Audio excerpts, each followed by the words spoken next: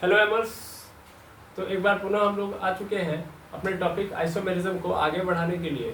इससे पहले वाले वीडियो के अंदर हम लोगों ने बात किया था स्ट्रक्चरल आइसोमर के बारे में और उसको कम्प्लीटली समझ लिया था। उसको ख़त्म करने के बाद हम पहुंच चुके हैं ज्योमेट्रिकल आइसोमर पे, या डायरेक्ट बोला जाए तो स्टीरियो आइसोमर्स था। स्टीरियो आइसोमर्स के भी अंदर ही आता है आपका क्या, ज्योमेट्रिकल आइसोमर। जैसा कि आप सभी लोग जानते हैं कि हम लोगों ने स्ट्रक्चरल आइसोमर के अंदर ये पढ़ा था कि भाई स्ट्रक्चरल आइसोमर मतलब होता है कि भैया ऐसे स्ट्रक्चर आएंगे जिनमें मॉलिक्यूलर फॉर्मूला उनका क्या होगा, सेम होगा, लेकिन क्या डिफरेंट होगा, तो IUPAC उनका डिफरेंट होगा। और IUPAC डिफरेंट होने का सीधा कारण है कि स्ट्रक्चर डिफरेंट होगा, है ना।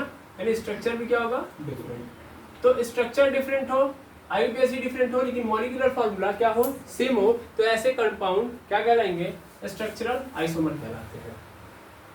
अब ये बातें हम लोगों ने समझ ली थी। अब हम जा रहे हैं पढ़ने स्टीरियो आइसोमर को, और स्टीरियो आइसोमर में हम क्या देखेंगे कि एक्चुअल में ये एक कदम उससे आगे है।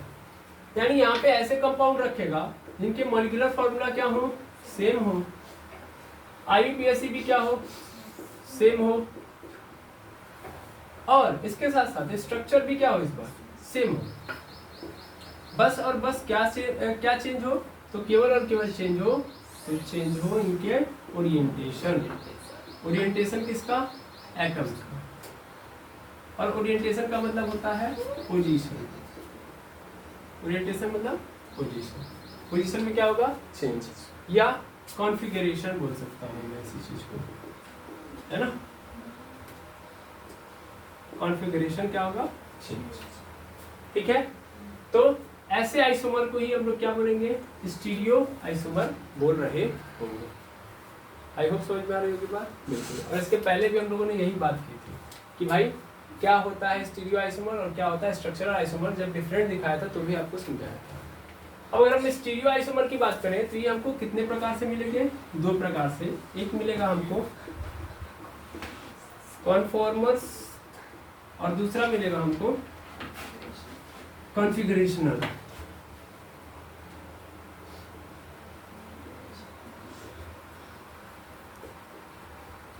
ठीक है, कॉन्फ़िगरेशन वाला जो आइसोमर होगा या स्टीरियो आइसोमर, वो भी फर्दर दो टाइप में जाएगा। एक होगा GI यानी जियोमेट्रिकल आइसोमर, और दूसरा होगा OI यानी ऑप्टिकल आइसोमर। हमें क्या पढ़ना है, हमें पढ़ना है आज जियोमेट्रिकल आइसोमर, क्योंकि मैं जब इन चीज़ों को पढ़ लूँगा तब मैं जाके कॉन्फॉर्मर्स के बारे में पढ़ूंगा, क्योंकि कॉन्फॉर्मर्स GI के जस्ट बाद ही आ जाएगा। अगर हम बोले तो ये कॉन्फॉर्मर्स जो होते हैं GI से सिंपल होते हैं, तो जब हम इनको पढ़ेंगे तो इनके कॉन्सेप्ट उसी में ऐड हो जाएंगे, तो हम पढ़ लेंगे। ठीक है, तो आगे जाके हम आराम से इनको पढ़ लेंगे, इसलिए हम सबसे पहले इसको पढ़ने जा रहे हैं। ओके, चलिए समझते हैं आखिर कि GI यानी जियोमेट्रिकल आइसोमर क्या होता है। तो अगर मैं बात करूँ जियोमेट्रिकल आइसोमर की, तो जियोमेट्रिकल, जैसा कि आप नाम भी देख पा रहे हो कि जियोमेट्रिकल आइसोमर में जियोमेट्रिकल वाला पोर्शन आया है। और जियोमेट्रिकल का मतलब क्या होता है, जियोमेट्री, और जियोमेट्री का मतलब क्या होता है, मापना। क्योंकि भाई जियोमेट्रिकल का नाम ही जियोमेट्री से मिला जुला है, तो काम भी जियोमेट्री जैसा ही होगा। तो यहाँ पे अगर मैं लिखूँ इसका नाम, तो जियोमेट्रिकल आइसोमर, और जियोमेट्रिकल में से क्या निकल के आएगा, आपको जियोमेट्री मिलेगा। और जियोमेट्री का मतलब क्या होता है, मापना। मापना यानी मेजरमेंट।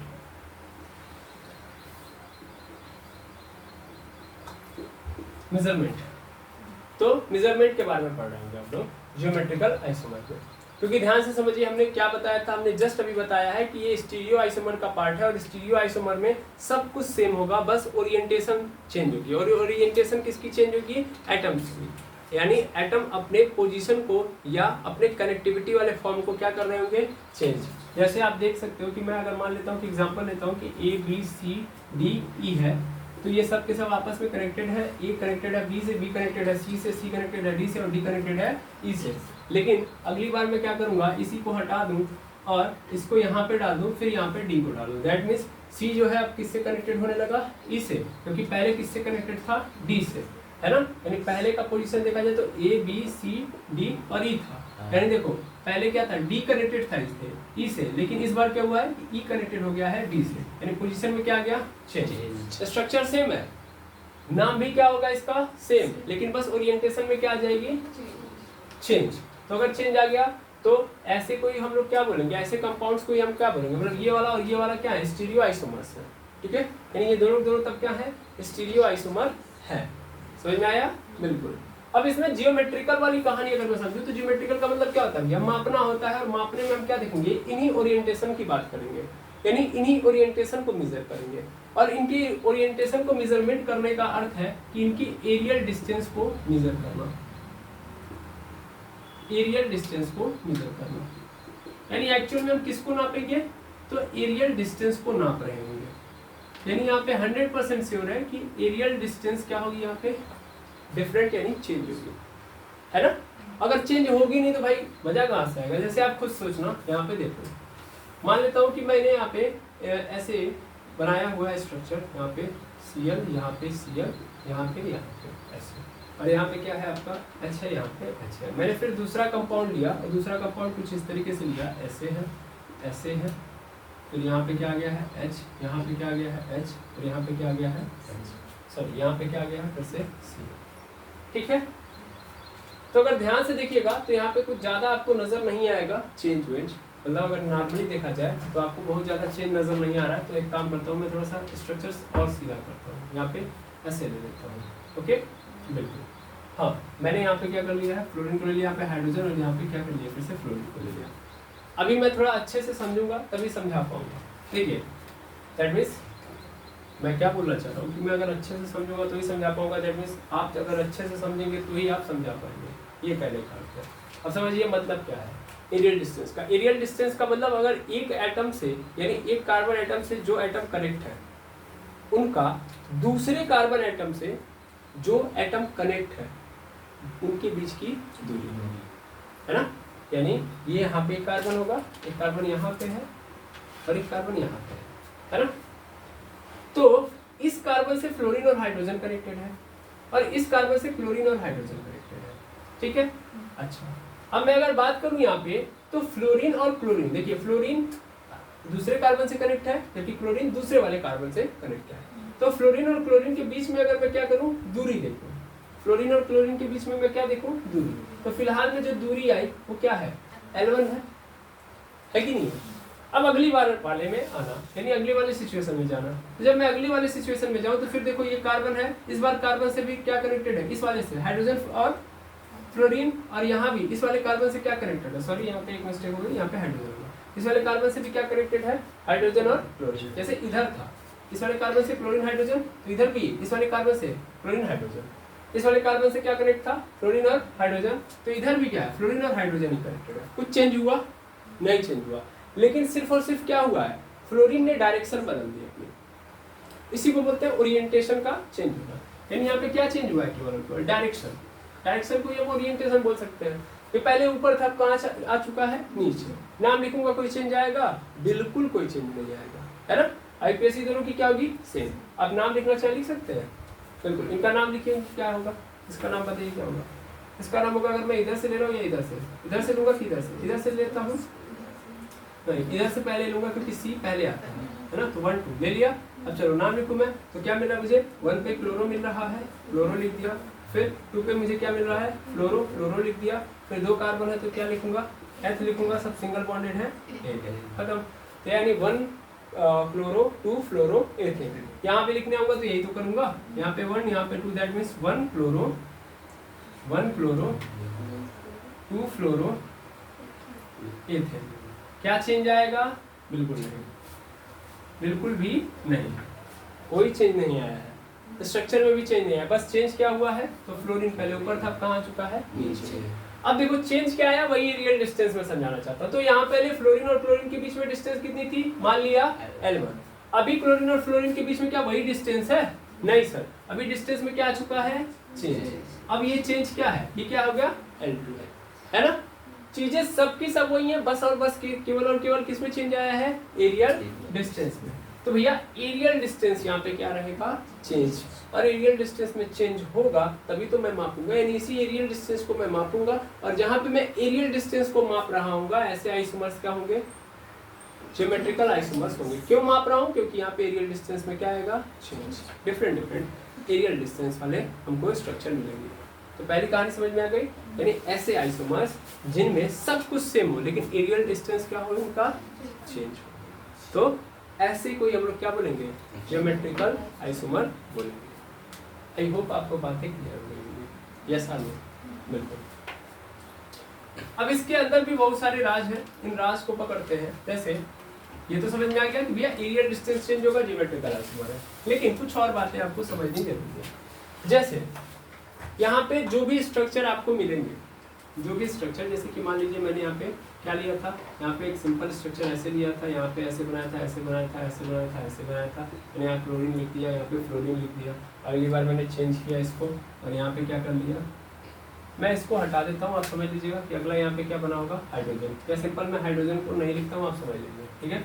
अगली बार फिर से मैंने क्या किया, यहाँ पे क्लोरीन रखा, यहाँ पे ऐसे, यहाँ पे ऐसे, और यहाँ पे इस बार क्या कर दिया, फ्लोरीन। तो पुनः मैं आपसे पूछूंगा तो फिर आप क्या बताओगे कि ये स्ट्रक्चरल आइसोमर है, सॉरी ज्योमेट्रिकल आइसोमर है? बिल्कुल है, क्योंकि देखिए यहाँ पे क्या हो चुका है, इनके एरियल डिस्टेंस में क्या आ चुका है, चेंज। पहले क्लोरीन के अंदर देखा जाता, पहले क्लोरीन में जो डिस्टेंस था, एरियल डिस्टेंस, वो ज़्यादा था, लेकिन अभी क्या है, कम हो गया है ना। एरियल डिस्टेंस क्या हो गया, चेंज। तो 100% क्या है, ये ज्योमेट्रिकल आइसोमर है। लेकिन थोड़ा और समझिएगा, और क्या समझिएगा कि एक्चुअल में ये जो ज्योमेट्रिकल आइसोमर है वो ऐसे के लिए यूज होता है, ऐसे ऑर्गेनिक कंपाउंड के लिए यूज होता है जो कैसे होते हैं, एल्कीन वाले होते हैं, एल्कीन वाले होते हैं। और जब मैं अगर एल्कीन वाला बोलूंगा तो यहाँ पे पूरा सेंटेंस क्या हो जाएगा, 100% राइट ऑप्शन नहीं दे पाएगा। एल्कीन वाले तो आएंगे, ठीक है, अच्छी बात है, लेकिन जरूरी नहीं कि केवल एल्कीन वाले होंगे। यहाँ पे एक बात मैं जो कहना चाहता हूँ वो ये कहना चाहता हूँ कि यहाँ पे वही लोग आएंगे जिनका DU 1 हो, ये कहना चाहता हूँ मैं एक्चुअल में। तो मैं एल्कीन ना बोल के DU 1 बोलो, क्योंकि भैया हम रिंग वालों को भी लेंगे और वहाँ पे एल्कीन तो नहीं आएगा, साइक्लो एल्केन आ जाएगा, तब तो दिक्कत हो जाएगी ना भाई, तब हम गलत हो जाएंगे। इसलिए मैंने बोल दिया कि DU क्या होगा, कम से कम 1। और अगर DU 1 है, थोड़ी बात समझना, ये DU 1 होने का सीधा कारण ये बता रहा है कि भाई हो ना हो कार्बन और कार्बन के बीच में क्या बनने वाला है, डबल बॉन्ड बनने वाला है, या कार्बन आपस में रिंग बनाने वाला है। यही तो ऑप्शन हमको दिखाई दे रहा है इस DU से, बिल्कुल यही देखना भी है आपको और यही समझना भी है। तो एक्चुअल में आता क्या है ज्योमेट्रिकल आइसोमर के अंदर, थोड़ा समझिएगा आखिर क्यों इसने ऐसा बोला, इसका कारण वो समझा रहा है। इसने बोला कि भाई एरियल डिस्टेंस मुझे क्या रखना है, चेंज। तो इसने ये देखा कि सपोज कर लो ये कार्बन है, ये कार्बन है और ये वाला कार्बन है। अब इधर भी Cl लगा दिया, इधर Cl लगा दिया, या कुछ भी लगा दिया, सब सिंपल समझो, थोड़ा बात जरूरी है समझना, नहीं तो फिर दिक्कत हो जाएगी। जैसे मान लो यहाँ पे Cl लगा दिया और यहाँ पे H लगा है, फिर यहाँ पे क्या किया मैंने, F लगा दिया, यहाँ पे क्या किया है, यहाँ पे H लगा दिया, ठीक है। अब मैंने अगला वाला पकड़ा, मैंने दूसरा स्ट्रक्चर लिया, इसको ऐसे ही छोड़ दिया, अगला वाला स्ट्रक्चर पकड़ा और अगले वाले स्ट्रक्चर के अंदर बस क्या किया था, फ्लोरीन को यहाँ कर दिया था, H को यहाँ रखा था, बाकी C यहाँ पे, Cl यहाँ पे, H यहाँ पे, कुछ और चेंज नहीं किया, ठीक है। तो आपको पता है कार्बन और कार्बन के बीच में कैसा बॉन्ड बना हुआ है, सिंगल बॉन्ड बना हुआ है। सिंगल बॉन्ड का मतलब हमारे भाषा में बोला जाए तो क्या बना है, सिग्मा बॉन्ड बना है ना। कैसा बॉन्ड है, सिग्मा।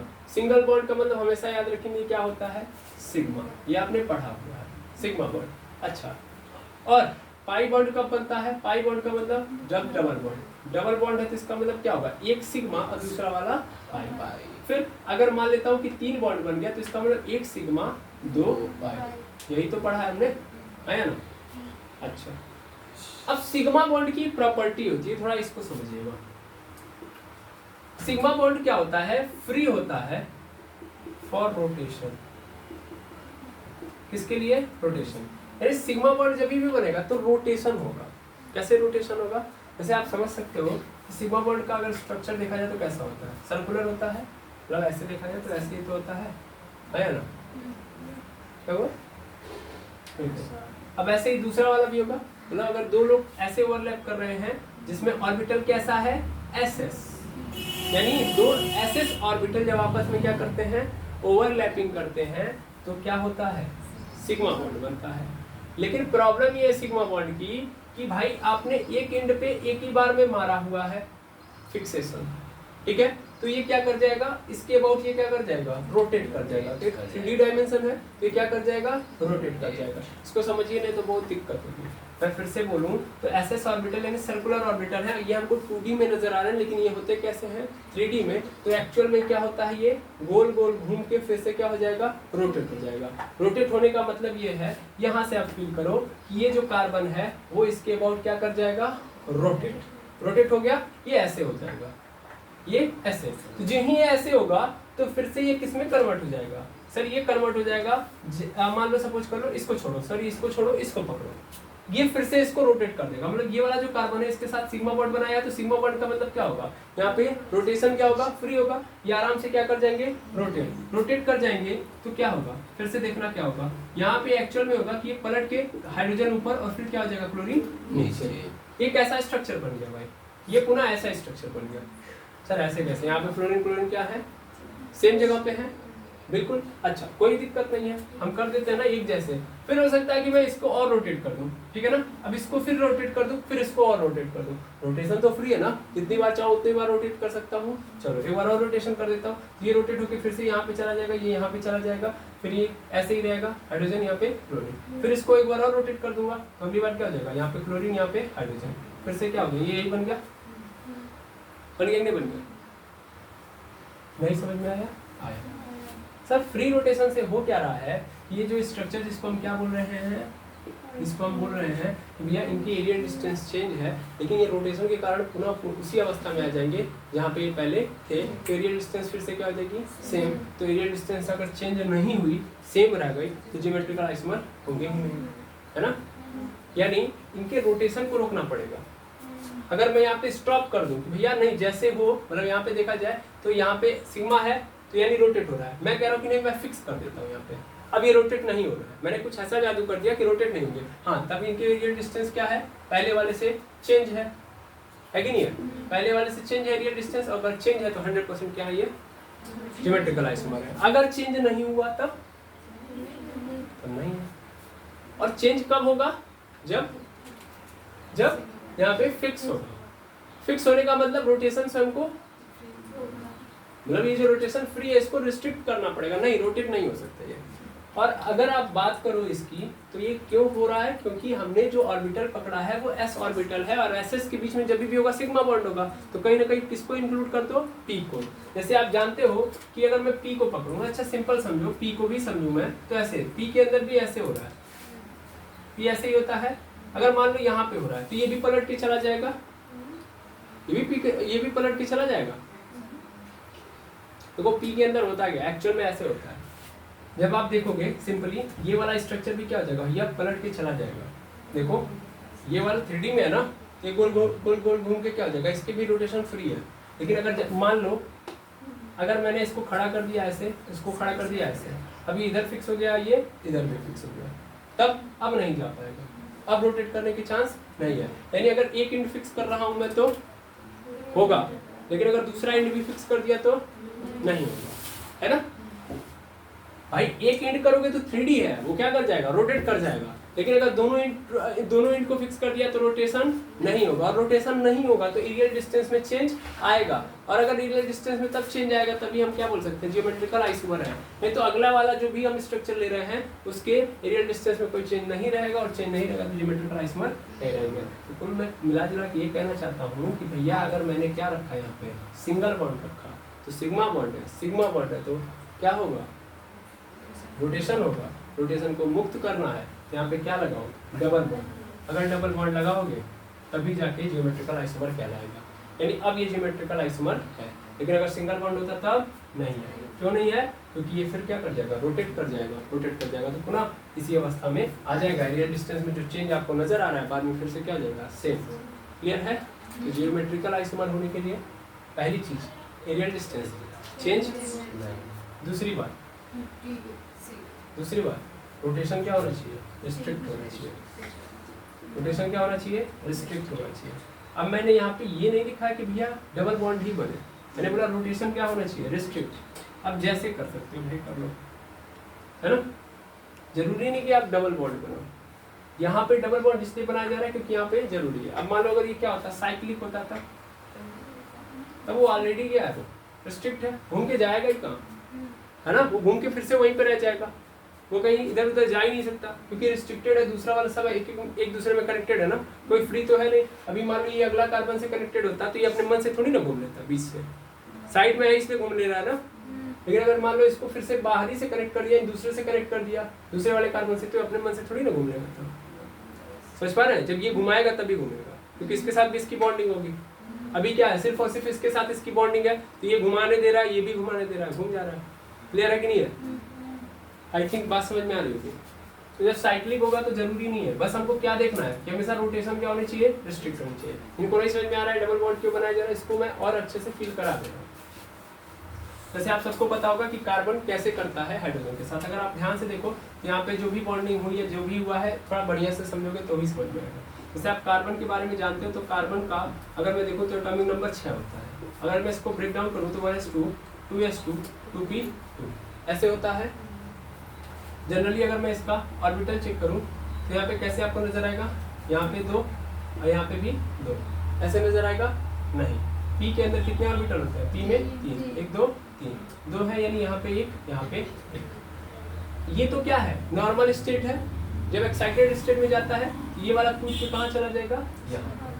ऐसे ही होता है, यानी कार्बन की कहानी ऐसे होती है। यानी यहाँ पे क्या है, अनपेयर्ड इलेक्ट्रॉन 4 है, 4 अनपेयर्ड इलेक्ट्रॉन है, और 4 अनपेयर्ड इलेक्ट्रॉन है, दैट मींस इन्हीं को पेयर्ड बना दूंगा, बॉन्डिंग हो जाएगी। अब बॉन्डिंग करने के लिए मैंने अलग अलग लोगों को बुलाया है। सपोज कर लो यहाँ पे किससे, क्लोरीन और हाइड्रोजन से, तो क्लोरीन को पकड़ लो ना भाई। सबसे पहले क्लोरीन का अगर देखा जाए तो कितना होता है, 17। क्या होता है, 17। अब क्लोरीन आएगा, अगर मान लेता हूँ करने, तो देखता हूँ क्या होगा, ध्यान से समझिएगा। क्लोरीन आएगा तो क्लोरीन करेगा, अगर बड़े अच्छे से समझिएगा, तो 1s2 2s2 2p6 2p6 3s2 और 3p5, यही होगा, यही होगा। अब मैं देखो इसका इसकी कहानी, तो इसका बस ये वाला क्या है, इंपॉर्टेंट है, क्योंकि बाकी सब तो फील्ड है ना, बायोकोस में ये सब के सब है, और इधर भी क्या आउटर सेल में ये सब आते हैं। अब इतनी बातें तो आपको पता ही होगी, ठीक है। अब इसमें देखा जाए तो ये फील्ड है, ये भी फील्ड है, और ये केवल अनपेयर्ड है ना, यानी ये वाला केवल और केवल क्या करेगा, जाएगा। अगर मैं इसकी भी बात करूं तो ये भी क्या होता है, px py, और ये क्या है, pz, ये भी क्या है, px py pz, ठीक है। अच्छा, एक बात, दूसरी बात ये भी दिख गया। अच्छा, अब होगा क्या कि ये pz वाला क्या करेगा, जाएगा इसके साथ बॉन्डिंग करेगा, सबसे पहले s के साथ करेगा। अब s कैसा होता है भाई, सर्कुलर होता है, s कैसा होता है, सर्कुलर। अब जब p करेगा तो p ऐसे तो है नहीं कि दोनों एंड कर पाएगा, दोनों एंड कर पाएगा, नहीं कर पाएगा, केवल एक एंड इसका क्या होगा, इसके साथ होगा। तो जब एक एंड होगा इसका तो 100% क्या होगा, रोटेशन होगा। ये सर हमको इससे लेना देना ही नहीं है, आप लोग कंफ्यूज यहीं पे होते हैं, समझ पा रहे हैं। हमको इसके रोटेशन से क्या लेना देना है, लेना देना इसके रोटेशन से लेना देना है, कार्बन के रोटेशन से लेना देना है। कार्बन घूमेगा तब ये घूमेंगे, आया समझ में। एक्चुअल में हमारी समस्या ये है ही नहीं, आया समझ में। मैंने आपको जानबूझ के यहाँ पे गुमराह किया, क्यों, क्योंकि आप इसको पकड़ेंगे नहीं तो फिर कंफ्यूजन होगा। आप क्लोरीन को लेके फंसे होंगे, आपको लग रहा हो क्लोरीन घूम जाएगा। अरे क्लोरीन कैसे घूम जाएगा भाई, जब कार्बन नहीं घूमेगा तो। समझ पा रहे हैं, क्लोरीन घूमेगा तो क्या अनाज के दूसरा कुछ बना देगा, क्लोरीन ही है ना भाई, वही नाचते रहे, 24 घंटे नाचते रहे, उससे हमको लेना देना है ही नहीं। ये घूमेगा तब ना पलटेगी काया, समझ में आया कि नहीं आया। तो इस चीज को पकड़िए, क्लोरीन से हमको लेना देना नहीं है, इसीलिए आप कंफ्यूज हो जाएंगे, फंस जाएंगे। तो यानी इसका मतलब क्या है कि हमको कार्बन से लेना देना है। अब मैं यहाँ पे कार्बन को पकड़ता हूँ, यानी कार्बन दूसरा कार्बन है, दूसरे कार्बन की भी सेम स्थिति चल रही होगी। अगर बातों को समझे हम तो यहाँ भी क्या होगा, सेम स्थिति चल रहा होगा। यहाँ भी px है, यहाँ पे py, और यहाँ पे क्या है, pz।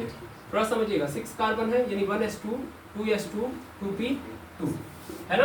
यहाँ पे देखिए, यहाँ पे क्या है, ऐसे स्थिति है, और यहाँ पे क्या है, फिर से मतलब सेम स्थिति बनाइए। क्या बार बार हम लोग बच्चों की तरह खेलेंगे तो मजा नहीं आएगा, ठीक है। यहाँ भी क्या है, s है, ये s है, ये क्या है, px है, py है और pj है। अगर मैं सिंगल बॉन्ड बनाता हूँ तो होता क्या है भाई, ये और ये आपस में मिल जाएंगे, है ना भाई। सिंगल बॉन्ड मतलब कार्बन कार्बन के साथ सिंगल बॉन्ड, सबसे पहली प्रायोरिटी क्या होती है कार्बन की, कार्बन के साथ बॉन्ड बनाएगा, बाकियों के साथ बाद में बनाएगा।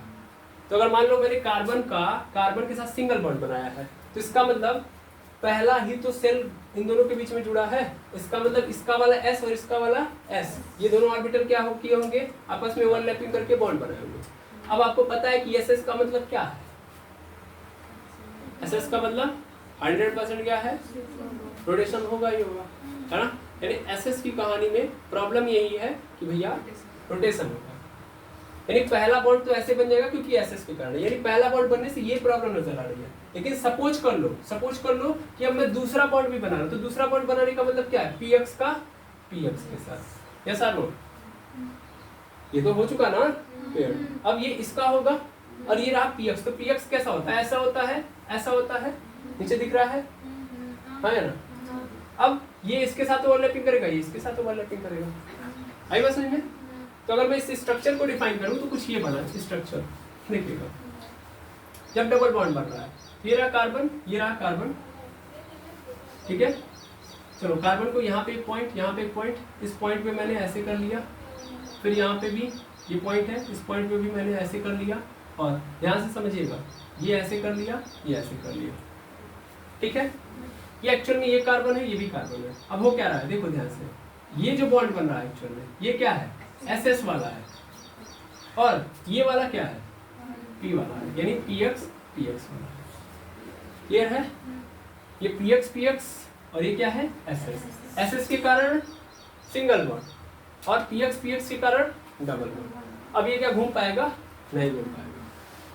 लेकिन अगर ये नहीं होता तब ये केवल और केवल सिंगल बॉन्ड की स्थिति में ऐसे होता है ना, ये है, ये है, ठीक है। अब ये घूम जाता है इसीलिए, ठीक है। इसीलिए हम लोगों ने यहाँ तो फिक्स किया तो यहाँ पे घूम गया, लेकिन जब मैं इधर से फिक्स करूंगा, दोनों ही फिक्स कर दूंगा, तब ये कहीं नहीं घूम जाएगा, ठीक है। तो डबल बॉन्ड की स्थिति ये होती है, आई होप समझ में आ गया होगा। और अगर कार्बन नहीं घूमेगा तो क्लोरीन के घूमने से, हाइड्रोजन के घूमने से कुछ नहीं होने वाला, एरियल डिस्टेंस चेंज नहीं होगी, आई होप समझ में। देखो एरियल डिस्टेंस मैंने बोला चेंज नहीं होगी तो कोई प्रॉब्लम हो जाएगी, अरे मतलब वहाँ से उससे एरियल डिस्टेंस पे इफेक्ट नहीं आएगा, ये कहना चाहता हूँ मैं, ठीक है। तो आई होप आपको कहानी समझ में आ गई होगी, और ये समझ में आ गया कि जियोमेट्रिकल आइसोमर के लिए पहली कंडीशन क्या है, फर्स्ट कंडीशन,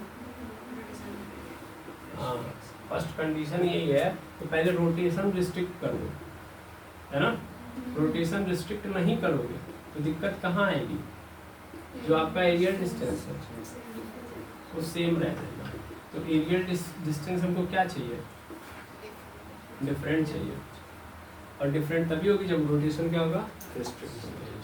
क्लियर है, क्या ये दोनों बातें समझ में आ गई। यानी अब हमको हमेशा, अगर मान लीजिए मैं ओपन ले रहा हूँ तो हमेशा कौन सा बॉन्ड लूँगा, डबल बॉन्ड।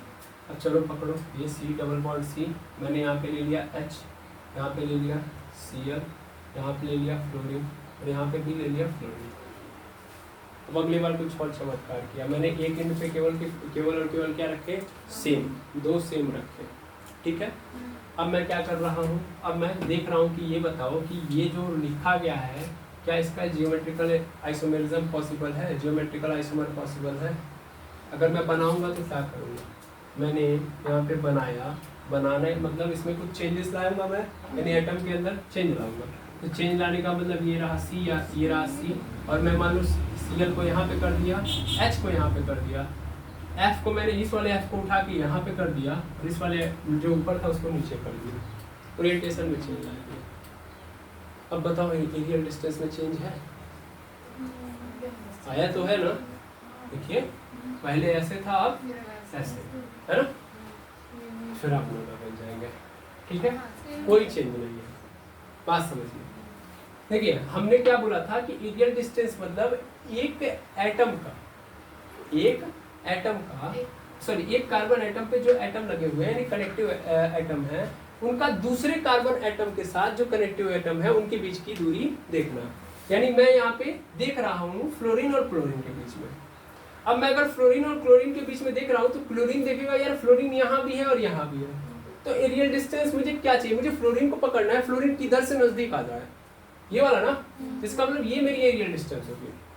ऐसा जरूरी नहीं है कि मैं यही वाला देखूंगा, एरियल डिस्टेंस का मतलब ये कहीं नहीं है कि क्रॉस वाला है, नजदीक वाला है तो नजदीक वाले को पकड़ो, ठीक है। अब मैंने यहाँ पे देख लिया, ये मुझे मिल गया, मैंने देख लिया यहाँ पे L1 है, अब इस केस में मैं पहुंच गया, अब मेरा क्लोरीन कहाँ चला गया, ऊपर। अभी भी मुझे किसके बीच में देखना है, क्लोरीन के बीच में। अभी भी क्या है स्थिति, सेम तो है भाई, अभी भी क्या उतनी ही दूरी होगी, है ना।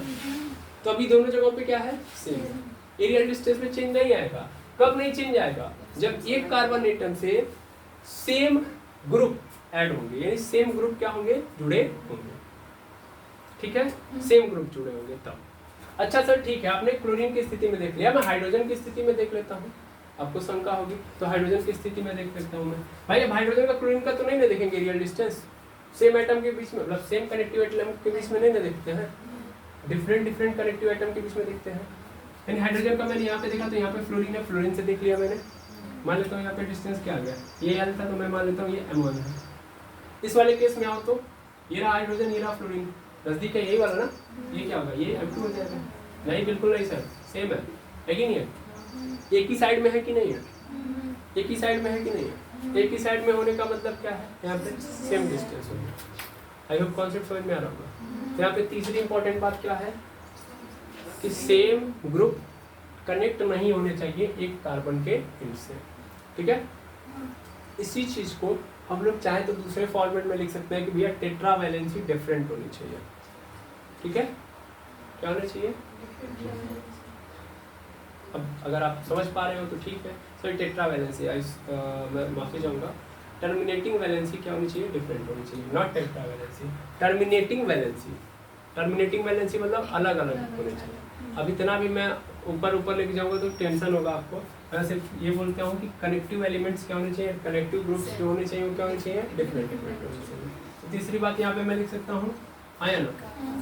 जब इतनी बातें पकड़ लोगे तभी आप आगे बढ़ पाओगे कि भैया ऐसे लिख देता हूँ, terminating atom different, not same हो जाएंगे तो फिर दिक्कत है। अब मैंने बहुत फ्लोरीन क्लोरीन कर लिया, मैं कुछ और लेता हूँ, जरूरी नहीं कि ये लेके चलूंगा, ठीक है। जैसे मैंने यहाँ पे सी लिया, डबल बॉन्ड सी ले लिया, यहाँ पे सी डबल बॉन्ड OH ले लिया, यहाँ पे सी डबल बॉन्ड OH ले लिया, यहाँ पे क्या ले लिया मैंने H, और यहाँ पे क्या ले लिया H, ठीक है। अच्छा अब मैं यहाँ पे आ जाता हूँ, यहाँ पे सी डबल बॉन्ड C, और यहाँ पे क्या किया मैंने, यहाँ पे सी डबल बॉन्ड OH रखा, यहाँ पे भी सी डबल बॉन्ड OH रखा, यहाँ पे H, यहाँ पे H, ठीक है। अब क्या ये दोनों के दोनों ज्योमेट्रिकल आइसोमर हैं, हाँ या ना। कैसे पता सर, कैसे पता यार, हाइड्रोजन के रिस्पेक्ट में एरियल डिस्टेंस देख लो, अलग अलग है, यहाँ पे ज्यादा है, यहाँ पे कम हो गई। या कार्बोक्सिलिक एसिड के रिस्पेक्ट में देख लो, यहाँ ज्यादा है, वहाँ क्या हो गई, कम हो गई। एरियल डिस्टेंस के हिसाब से क्लियर है, बिल्कुल। रोटेशन रिस्ट्रिक्ट है, बिल्कुल। डबल बॉन्ड बना है, रोटेशन क्या है, रिस्ट्रिक्ट है। तीसरी कहानी, टर्मिनेटिंग एटम डिफरेंट है कि नहीं है, बिल्कुल। यहाँ कार्बोक्सिलिक एसिड, यहाँ पे हाइड्रोजन, अलग अलग है ना, यहाँ भी तो ऐसा ही है। किसी को कोई शंका? अगर मान लो यहाँ पे H होता है, यहाँ भी H होता, तब चलता नहीं, तब क्या नहीं होता, ज्योमेट्रिकल आइसोमर नहीं बन पाता इसका। क्लियर है? तो आई होप कहानी समझ में आ रही होगी। अब अगर मैं इस बात को समझूं तो इस हिसाब से मैं देखूं तो एक बात मुझे नजर आ रही है। उस बात को अगर पकड़ पाया तो अच्छी बात है, नहीं पकड़ पाए तो और अच्छी बात है। जैसे अगर आप ध्यान से देखो तो इसके दो फॉर्मेट बन रहे हैं, ज्योमेट्रिकल आइसोमर के कितने बन रहे हैं, दो फॉर्मेट बन रहे हैं। एक फॉर्मेट ये है, दूसरा वाला फॉर्मेट ये है। इन दोनों फॉर्मेट को अगर मैं पकड़ूं तो एक बार क्या हो रहा है कि जो सेम है या जिनके बीच में मैं निकाल रहा हूं, जिनके बीच में मैं एरियल डिस्टेंस निकाल रहा हूं, एक बार तो वो सेम साइड में आ रहे हैं और एक बार वो डिफरेंट साइड में। जैसे यहाँ पे मैं देखूं तो अगर मैं ध्यान से देखूं, ये आपको दिख रहा होगा, ऐसे आपको अगर नजर आ रहा है, जिनके बीच में देखो, ऐसा जरूरी नहीं है कि आप सी डबल बॉन्ड OH और सी डबल बॉन्ड OH को ही देखोगे। मैं H और सी डबल बॉन्ड OH के बीच में देख लेता हूँ, या मैं H के बीच में देख लेता हूँ, या मैं C double bond OH C double bond OH के बीच में देखूँ, किसी के भी बीच में देख सकता हूँ मैं, ठीक है। चलो मैं सबसे पहला क्या लेता हूँ, H C double bond OH के बीच में, ठीक है। तो अगर मैं ध्यान से देखूं तो यह सी डबल बॉन्ड H यहाँ पे क्या आ रहे हैं, एक साइड में आ रहे हैं, हाँ या ना, यहाँ पे एक साइड में आ रहे हैं, यहाँ भी एक साइड में। दैट मीन्स यहाँ वाली कंडीशन में दिख रहा है कि सेम साइड में है। इनके बीच में मैं कंपैरिजन कर रहा हूँ एरियल डिस्टेंस का, वो इस समय किस साइड में है, सेम साइड में, ठीक। दूसरे कंडीशन में देख लो तो H डबल बॉन्ड OH ले रहे थे ना। अब देखो ये H है, C डबल बॉन्ड OH है, यहाँ भी H है, C डबल बॉन्ड OH यहाँ पे है। अब क्या हो गया, अपोजिट साइड। तो इस केस में क्या हो गया, H C double bond OH भी क्या हो गया, दो साइड में हो गया कि नहीं हो गया, एक सेम में और एक अपोजिट में। क्या बात समझ में आ रही है? बिल्कुल। अच्छा अगला केस में किसके किसके बीच में लूंगा, C double bond OH C double bond OH के बीच में ले रहा हूँ। तो यहाँ वाले में देखो, यहाँ पे क्या है, यहाँ भी क्या है, C डबल बॉन्ड OH यहाँ पे, और यहाँ पे C डबल बॉन्ड OH है। अच्छा अपोजिट साइड और सेम साइड कैसे बोल रहे हो सर, तो ये देखो यार, ये एक्सिस पकड़ लो, इस एक्सिस से क्या कर दो, सॉरी ये बॉन्ड को अपना क्या मान लो, एक ओरिजिन मान लो, यहाँ से एक एक्सिस ड्रॉ कर दो। अब इस एक्सिस से देख रहे हो, ठीक है, यहाँ भी मैंने एक्सिस ड्रॉ कर दिया। अब देखो कंफ्यूजन नहीं होना चाहिए भाई।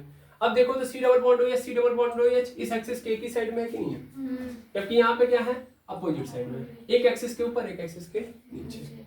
यहाँ वाली भी कहानी समझ में आ गई। अच्छा अब HH के बीच में देख लेता हूं मैं, यहाँ पे देखो तो यहाँ पे क्या है, ये अलग अलग है, यहाँ पे क्या है, सेम है। यानी जियोमेट्रिकल आइसोमर एक्चुअल में कितने फॉर्म में नजर आते हैं, दो फॉर्म में। एक में क्या होंगे, ये सेम साइड में होंगे, एक में ये, क्या बात समझ में आ गई? और इन फॉर्म को हम नाम देते हैं सिस और ट्रांस, ठीक है। तो अगर आपसे कोई पूछे कि how many types of geometrical isomers, there are two types, cis and trans. एक तो भैया सिस है और दूसरा वाला है ट्रांस। आई थिंक आपको समझ में आएगा। सिस मतलब जिनके बीच में एरियल डिस्टेंस देख रहे हो वो क्या हो, सेम साइड में, ठीक है, और जिनके बीच में एरियल डिस्टेंस देख रहे हो वो अपोजिट साइड में, ठीक है, अपोजिट साइड में, ठीक, सेम साइड में है तो सिस, अपोजिट साइड में है तो ट्रांस, ठीक है। अच्छा अब मैं यहाँ पे देखूंगा कई सारे लोगों को, जैसे मैंने यहाँ कार्बन लिया, यहाँ कार्बन लिया, यहाँ फ्लोरीन ले लिया, यहाँ क्लोरीन ले लिया, यहाँ हाइड्रोजन, यहाँ हाइड्रोजन, ठीक है, अच्छा नहीं लग रहा। CH3 ले लेता हूँ, CH3 ले लेता हूँ, ठीक है, CH3 ही क्यों लेता हूँ, C2H5 ले लेता हूँ, ठीक है, चेंज कर लेता हूँ। अब मैं देखूँ किसके किसके बीच में, किसी के बीच में देख सकता हूँ, नहीं देख सकता हूँ, जरूरी है किसी एक को पकड़ के चलूंगा, नहीं, मैं H और H के बीच में देख लूँ। तो पहली बात तो ये ऐसा दिख रहा है तो इसका दूसरा फॉर्मेट भी बनेगा, 100% बनेगा। दूसरा फॉर्मेट क्या होगा, कोई ना कोई अपने अंदर चेंज लेके आएगा ही आएगा, है ना। सपोज कर लो कि ये CH3 ऐसे ही रह गया, ये H ऐसे ही रह गया, यहाँ पे डबल बॉन्ड C, यहाँ पे H चला गया, यहाँ पे C2H5 आ गया, चेंज हो गया ना ओरिएंटेशन। तो ये दोनों के दोनों क्या जियोमेट्रिकल आइसोमर है। अब एक क्या होगा सिस और एक क्या होगा ट्रांस। कौन सा सिस है कौन सा ट्रांस है बताइए।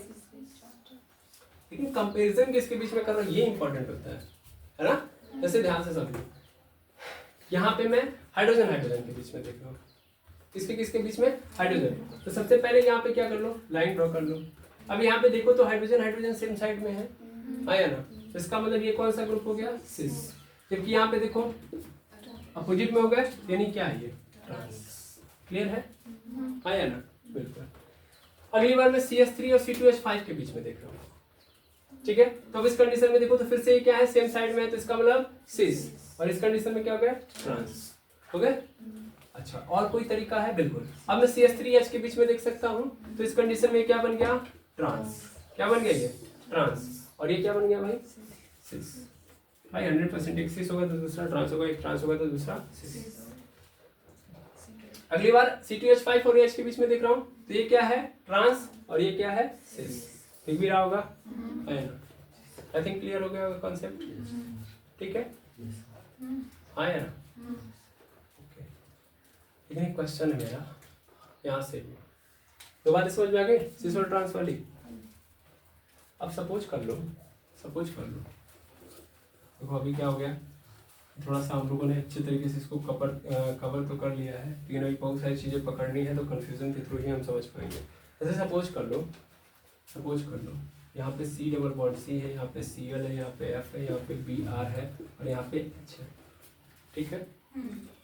अब मैं कंपैरिजन करूँगा तो क्या मैं यहाँ पे बता सकता हूँ, अब मैं कंपैरिजन करके क्या बता सकता हूँ, सिस और ट्रांस वाली स्थिति बता सकता हूँ, यस और नो।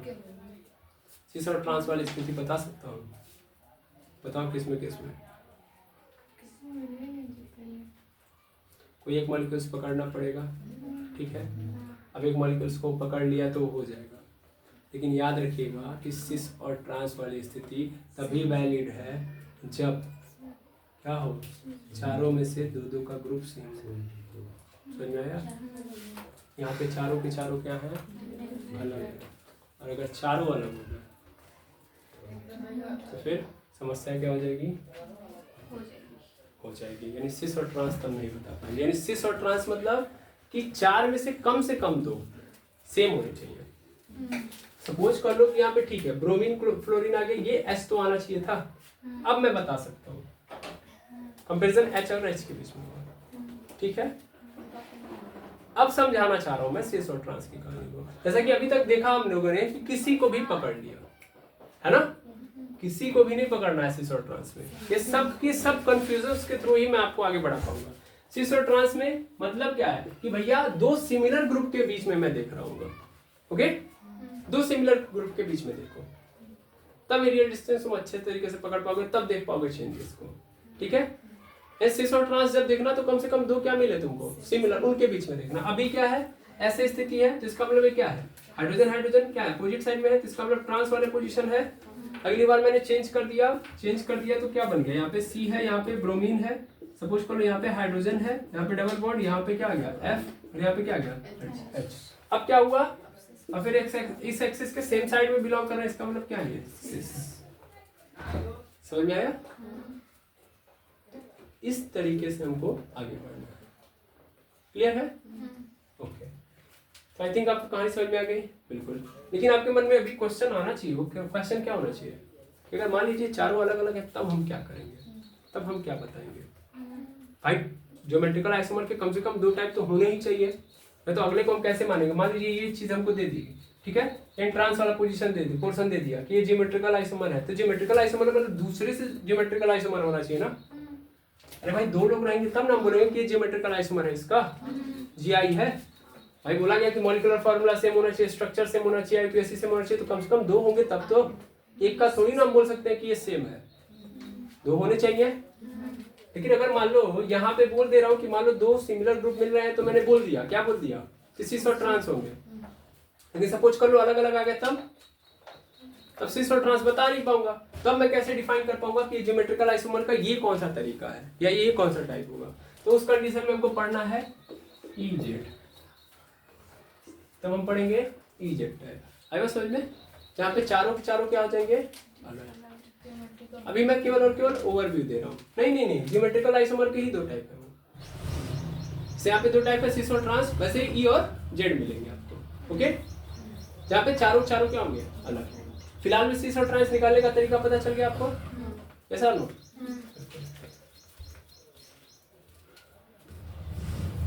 यहाँ पे थोड़ा और मैं अगर आपको समझाऊं, जैसे समझिएगा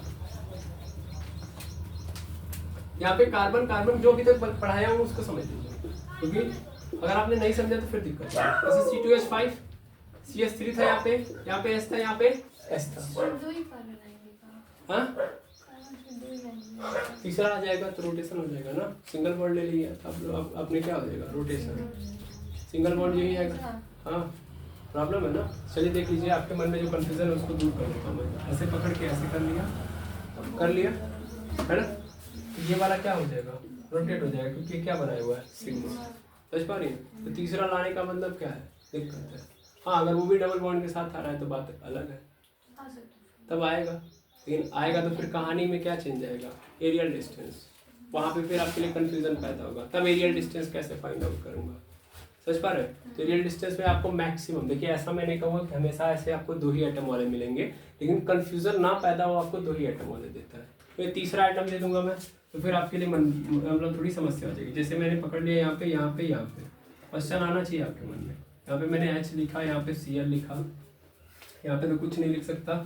यहाँ पे मैं क्या लिख दिया, मैंने C2H5 लिख दिया, और यहाँ पे क्या लिख दिया मैंने Cl लिख दिया। अब क्या लग रहा है, अब आपको लग रहा है कि अब हो जाएगा, है ना? हो भी सकता है, बिल्कुल हो सकता है। समझ पा रहे हैं? लेकिन आप कहाँ से देख रहे हैं? इन खुली आंखों से ऊपर से देख रहे हैं। अंदर की कहानी आपको ही पता है क्या हो रही है। अंदर में कहानी जब आप खुद सोचिए कि यहाँ पे रोटेशन की कहानी डाल दिया कि रोटेशन रिस्ट्रिक्ट होना चाहिए, कैसे बोल दिया इसने, अंदर की बात बोल रहा है ना, हम बॉर्ड लाइन ड्रॉ कर दे रहे हैं, बोल दे रहे हैं कि यहाँ पे क्या है रिस्ट्रिक्शन होगा कि नहीं होगा, लेकिन वो अंदर से बोल रहा है कि नहीं, एक्चुअल में यहाँ पे जो हुआ है वो एक्चुअल में पी से सॉरी क्या बोलते हैं डबल डंबल शेप के ऑर्बिटल आए हैं, वो आएंगे तो उनका फिक्सेशन दोनों पॉइंट पे क्या हो जाएगा, कंप्लीट हो पाएगा, तो रोटेशन नहीं होने देगा, क्योंकि वो अंदर से पकड़ के बात कर रहा है। हम कहाँ से बात कर रहे हैं, ऊपर से। समझ पा रहे हैं? तो जब मैं इन चीज़ों को देखूंगा तो एक्चुअल में ऐसा नहीं कि ये पॉसिबल नहीं है, लेकिन ये हमारे लिए क्या हो जाएंगे, क्रिटिकल, क्योंकि हम वहाँ पे उतने अच्छे तरीके से वो बातें नहीं रख पाएंगे जो बातें हम यहाँ पे रख पा रहे हैं। ठीक है, तो जितनी आपको समझाई गई उतना मैं समझाने का प्रयास करूंगा। ऐसा नहीं कि नहीं आएगा, मैं पुनः बता दे रहा हूँ, आएगा, लेकिन आपका क्लैरिफिकेशन इसमें ज़्यादा बेटर होगा। जब वो आएगा तो मैं आपको उसको एक्सप्लेन कर दूंगा। ठीक है, बाकी ये दिमाग में रखिएगा कि आएगा तो डबल बॉन्ड वाला, सिंगल बॉन्ड वाला है तो रोटेशन। ठीक है, हाँ, अब इसमें मैं देखूंगा तो किस में देखूंगा भाई, सिस और ट्रांस किस में देखूंगा, हाइड्रोजन में। बारी बारी में सब में देखने जाऊंगा, यही समझना है, क्लियर है? हाइड्रोजन में देखूंगा। अगली बार चेंज होगा तो क्या होगा, यहाँ पे C2H5 ऐसे ही रहेगा, रह भी सकता है, नहीं भी रहे, कोई फर्क नहीं पड़ता, है ना, बस एक चेंज होना चाहिए भैया, है ना। अब देखो चेंज हो गया, यहाँ पे ये क्या हो गया, अपोजिट साइड में हो गया, और ये क्या है, सेम साइड में है, तो ये क्या आपका सिस और ये क्या है ट्रांस। आई थिंक आपको बात क्लियर हो गई होगी, आप समझ चुके होंगे। ओके, तो जियोमेट्रिकल आइसोमर क्या होते हैं, क्या कंडीशन है उनकी, वो आप समझ लिए, है ना, और सिस और ट्रांस क्या होता है ये भी आप समझ लिए। अब इसके आगे और हम डीप में, अभी तो हमने केवल ओवर भी लिया है इसका, अभी हम बारी बारी देखेंगे कि साइक्लोएल्केन आ गया तो इसका जियोमेट्रिकल आइसोमर क्या होता है, फिर ऐसे ही बहुत सारे कंपाउंड्स को हमको देखना है धीरे धीरे करके, फिर ईजेड इफेक्ट देखना है, फिर कुछ थ्योरीज पढ़नी है, तो बड़ा अच्छा खासा हमारे लिए टॉपिक है। तो धीरे धीरे हम क्या करेंगे, पढ़ रहे होंगे इसके अंदर। तो आज के लिए इतना ही, मिलते हैं नेक्स्ट वीडियो के अंदर। अगर कोई डाउट हो तो यूट्यूब के कमेंट सेक्शन में जरूर बताएं। मिलते हैं नेक्स्ट वीडियो में। Thank you very much एम्बर्स।